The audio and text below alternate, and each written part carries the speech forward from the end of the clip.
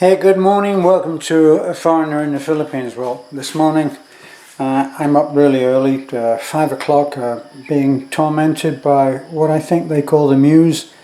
The muse is some mythical, the personification of a mythical moment when you start to think clearly in a creative way.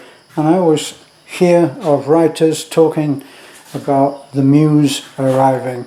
They sit down and they wait for that creative spark which enables them to start thinking in a creative way for a particular purpose. Well, I sneaked out of bed this morning very early before 5, around 5, after being awake for a while, and my creative problem has been nagging me for an hour before that, of how to approach certain things that are in the bedroom that I'm working on right now.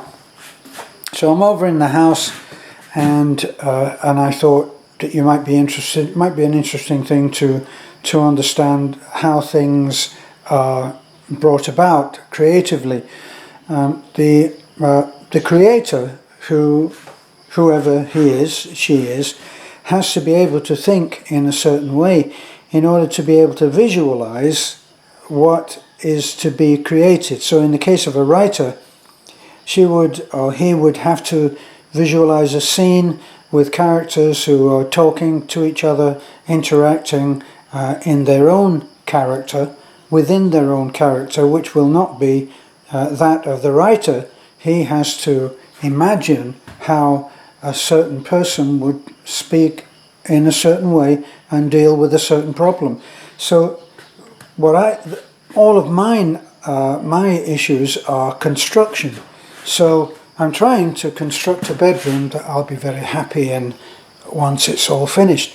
But it has to be practical, and being practical, you have to be able to look at how it will work once it's all completed. But then how do you complete it? And here's perhaps an insight into how it works for me. So we're going up into the bedroom now, which I've already been up in there and turned on the lights, of course. Now, one of the things that I had to think about was, what would the cabinets be along this wall? So looking at a wall which is under that window, and it's going to have cabinet work there. Well, what's the cabinet work going to do? You have to be able to visualize how you want that to work within the restrictions of the tools that you have. Now, my tools are very basic. I've got a handsaw, I've got a tape measure, I've got a pad for sanding down, I've got a crowbar, I've got a jigsaw, I've got some pliers, pinchers, screwdrivers, and a Stanley knife, and I've got a very elaborate nail gun which is jammed at the moment and I haven't sorted out. I've got a pencil and paper, and I've got my mind. My mind is what will sort all of this out, and my mind is a three-dimensional drawing board. I have to be able to visualize what things will look like when they're finished. Now, I'm not always that great at drawing what I would like to do. Now, the question is, every challenge that people have when they're trying to work out what they want to do with something is that they've got what looks like a three-dimensional representation in their mind of what is to be. I'm not trying to overcomplicate this, but here's my little scribbles, which will help me to visualize and to work out the technical difficulties about producing cabinets. In this case, this cabinet here. So here's my drawing, and The small box on the right hand side will be the bedside cabinet, right? And then you've got, I hope you can see, you've got the actual place. You see there's the what will have to be a triangular cabinet at the end to end it there, and then my platform, which is the base, which would normally be the base of the cabinets, which you would build with the cabinets, but in this case I built that so that at some point, if this work is not completed and we want to move back into the bedroom, we can do so, because we're going to have to put down on this bare floor, we're going to have to put down some nice wooden floor tiles. So here we are, there's the place, and here is my answer to it. Now what are those cabinets going to do? Well, I have to work out what I want to do on that. I don't want to start fiddling about with hinges, which would mean there would be doors on the cabinets, doors that would always get in the way. This is a small 2'6" maybe, this gap, right? The platform that you're looking at I think is 15 inches, and so all of these measurements have to be taken into account. Now people tell me that they can't visualize things, and of course this is nonsense, because we all work on visualization without realizing it. How do you visualize? Can you keep in your mind a three-dimensional picture of, say, a car? Well, you can actually, because when you go out to the parking lot to climb into your own car after you've been, say, to a store, you have to be able to visualize what your car looks like.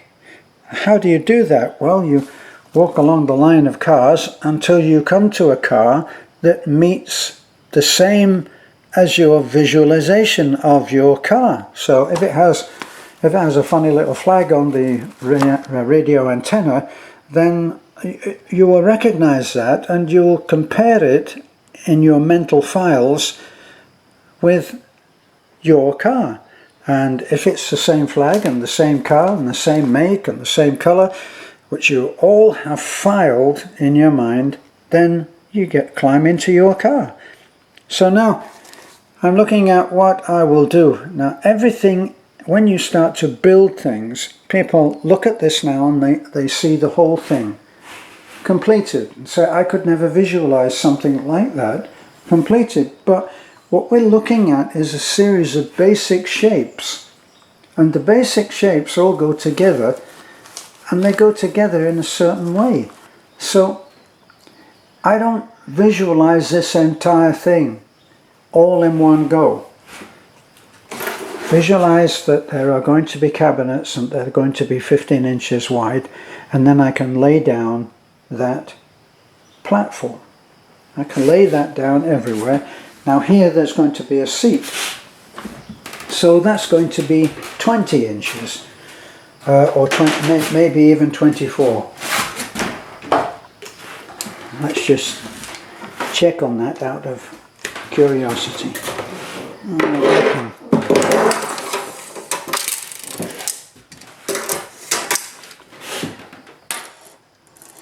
So what have we got? 24. Now that's going to be 24 because it's going to have a couch, and the mistake when you're building a seat is to end up, you build a form, alright, like a bench, but I want something that you can actually sit on. So I'm thinking of a small couch there. So now back onto this side. Now this is Beth's side of the room, and that long wall will be all cabinet and hanging space. Now I have in Beth, I have someone who doesn't think in conventional terms. She is incredible at organizing all of the projects that we do. She is brilliant at this, but on everyday things her mind is not organized.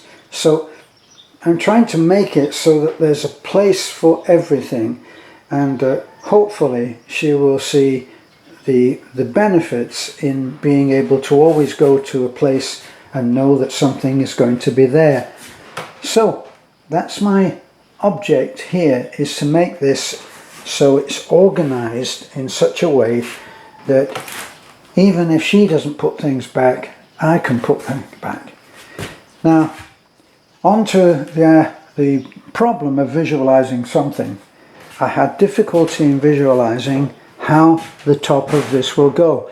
Now the thing is, it's much easier to correct something, to change something once it's made. So I see this as a series of steps that I see here. Sorry, the light is failing me there for you to be able to see. Maybe this one is easier. Not really. But there's a series of steps that will come down. They call these corbels. And they're going to come down and they're going to look as if they're holding up the pillow, which is only an apparency. And so this one will go here, and there'll be another identical one at the back, and then I'll fill in on here. Like I said, it's easier to change something that's already been created than to create it. If I were to show this problem to a good carpenter, joiner, he would be able to see how the answer would be easily done. But if I were to give him a pencil and paper and ask him to create something like that, maybe that would not be within his powers, because some think in a creative way and others don't.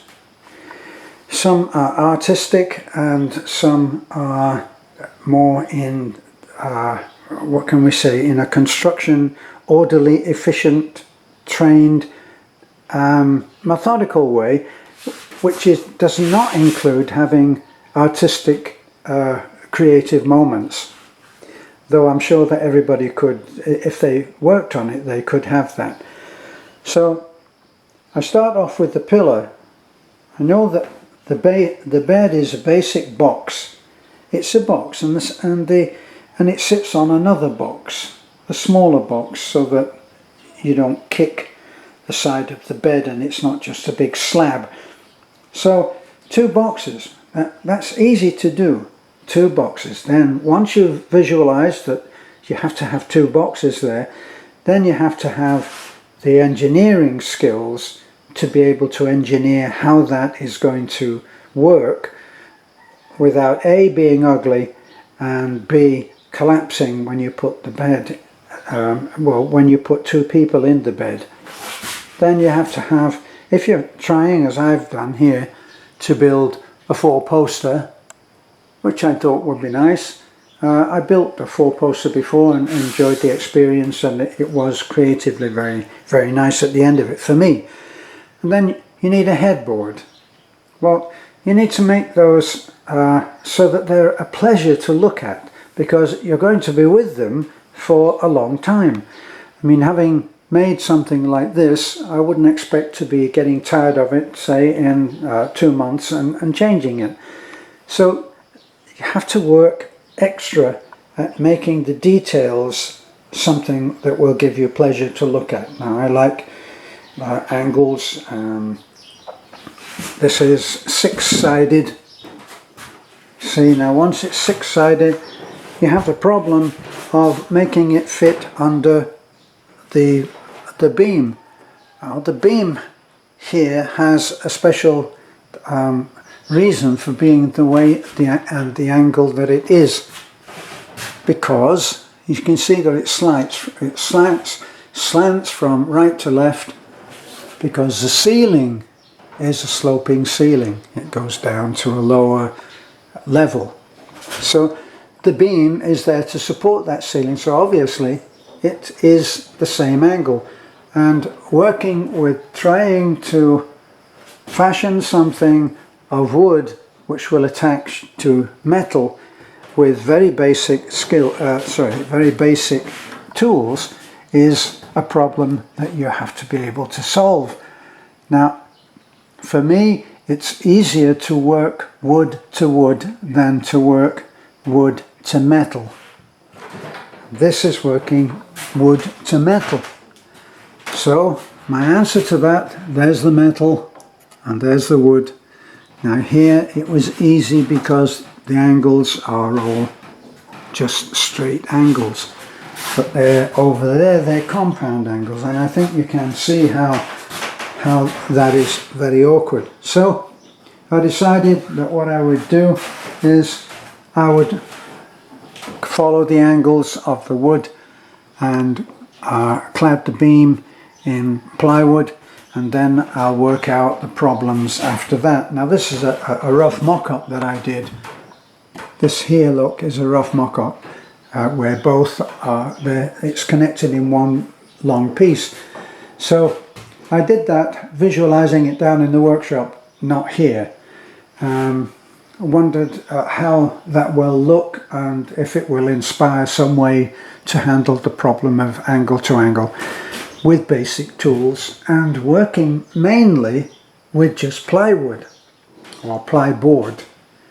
So I brought it up and I've just clamped it up. This allows me to see it and visualize what's going to happen. So you can see that it's a series of steps of solving one problem after another. So easy to solve the initial problem of looking at the bed being a box. That's the simplest way to illustrate it. And then a box sitting on a box and working out how that can be built. Then you go on to the more complicated thing of trying to make this simple drawing into something that will be practical and have some aesthetic value, that it will be pleasant to look at. That's my problem there. Now, as far as the couch goes, I really wanted to do something that would give me the pleasure of making a nice piece of furniture. So I got to scribbling, and this is my drawing. Now, how did I decide what the dimensions were? There you can see arrow to arrow, it tells you what the dimensions are. The whole thing will be 4 feet wide with the little overhangs. You see the curly bits, look here, they go around. Now this is another detail where I'm actually trying to work out what the curves will be. I wanted this is a particular style of furniture. I have no idea, I can't tell you what the style is. It's kind of love seat type of thing, and here will be slats. So get my pencil and you'll be able to see it better. So here it curves around, and the idea is that you will sit in the flat part, which will be lifted up, and you'll get a little minimum amount of storage because it's only a foot deep. But it's already sitting on the platform, and the platform is already something like 5 inches. So this can only be, you don't want yourself sitting up in the air like I'm sitting on this stool, but I measured from the stool what was left, and it gave me about a foot to work with, so that's comfortable to sit, and you're not going to be higher than the bed. So from there I see that this is just a box, and it's a box which is 24 inches from here to here and approximately 4 feet. Approximately. That's with the add-on for the sides. Sorry, I've gone off. So we're basically looking at a box which is 2 feet by 1 foot. You make the box, you make the top so that it can be hinged and lift up, Then you've got to work out how you can make this so that you could lean on it. So it has to be attached to the box, and you're going to have one piece, two pieces. So I've drifted off again there. So there's your box, there's your curved piece, look here, this nice curved piece wrapping around.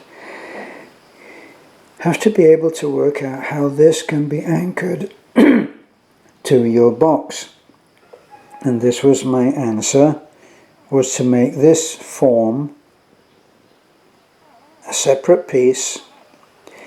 This would be one on the other end, and one here where you would be coming along. And let me see if the pen, get the pen to work. You'd be looking at that. There. I'm not left-handed, by the way, so forgive me. Now this will be affected by making slats. Now I can make slats by using the space organizer on my little power saw. This would be so easy to do and make everything angled so it all goes together beautifully. Not so easy when you're just working with a hand power saw, but you can get around it. Of course, these slats have to be anchored to this piece here.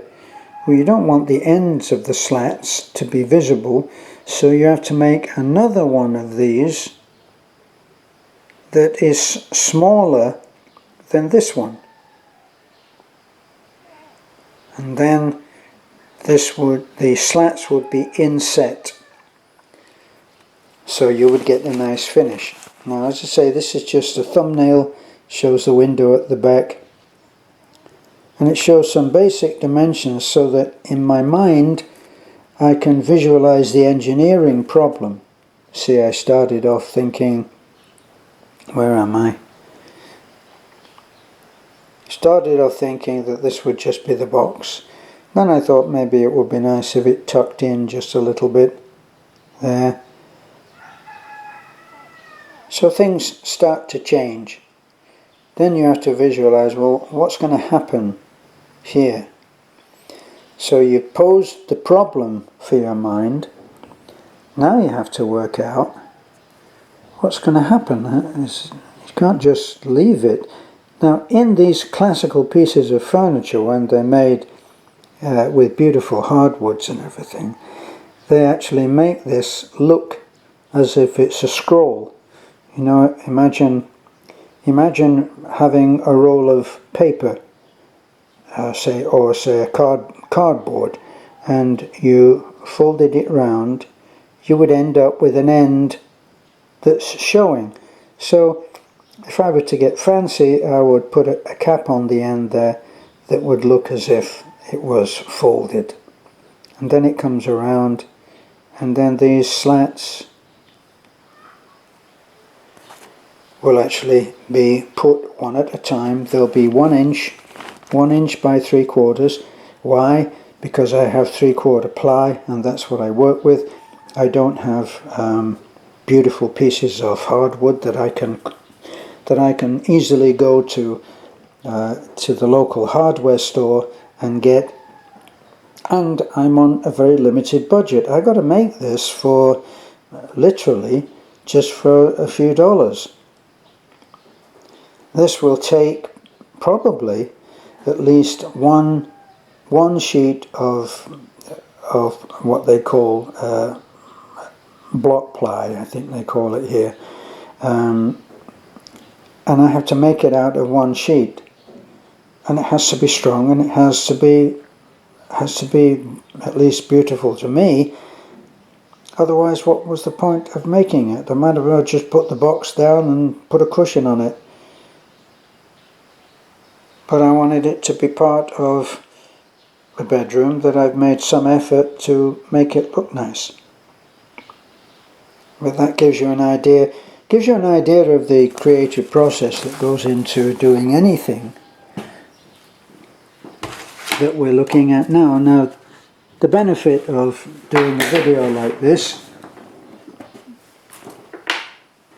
the benefit is that I can say what I'm going to do, and then you can watch on the later videos how that worked out.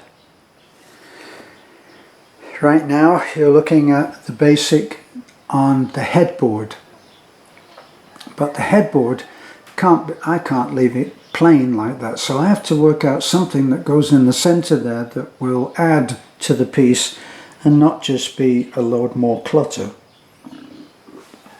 So as you start to do projects at home, no doubt you will find that you're good at some things and not good at others. For me personally, I hate doing miters.